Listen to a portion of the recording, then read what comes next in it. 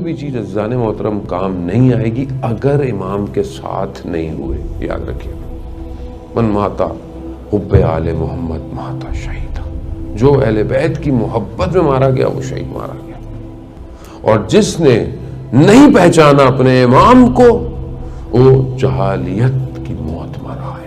یہ یاد رکھیے.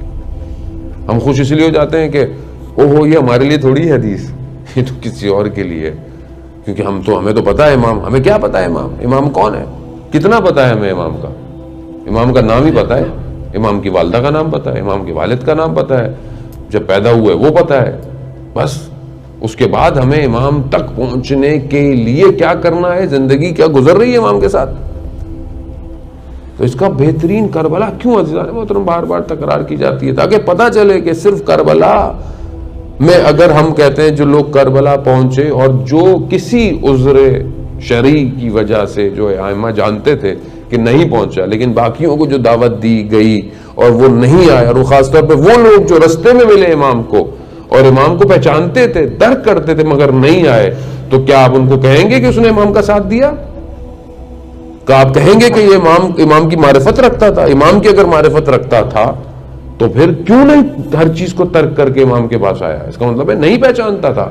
اور وہ جو لوگ پہنچ گئے تھے اور جن کو امام نے کہا کہ چلے جاؤ مگر نہیں گئے, کیوں نہیں گئے؟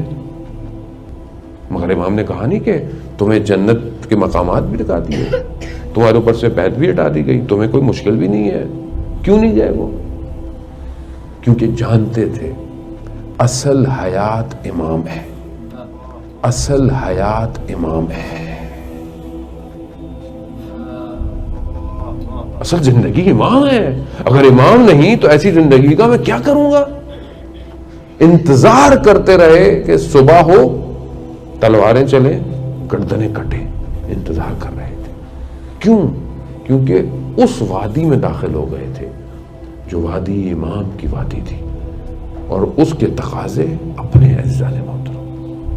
ہم خود اپنے زندگی میں دیکھیں کہ ہم, یہ آسان نہیں ہے, ٹھیک ہے, بڑا اس کو خود سمجھنا, اس پہ اتنی کام کرنا, محنت کرنا, کیونکہ عزیزان محترم دنیا اگر آپ دیکھیں تو دنیا بہت تیزی سے بڑھ رہی ہے اپنے آخری وقت کی طرف. بہرحال یہ بیماریاں, وبائیں, دنیا کی خطے کی سچویشن, حالات, پولیٹیکل سچویشنز, یہ سب بتا رہی ہیں کہ ایک آنے والے کی تیاری ہو رہی ہے, اور دشمن ہم سے زیادہ تیاری کر رہا ہے اس آخری آنے والے کی.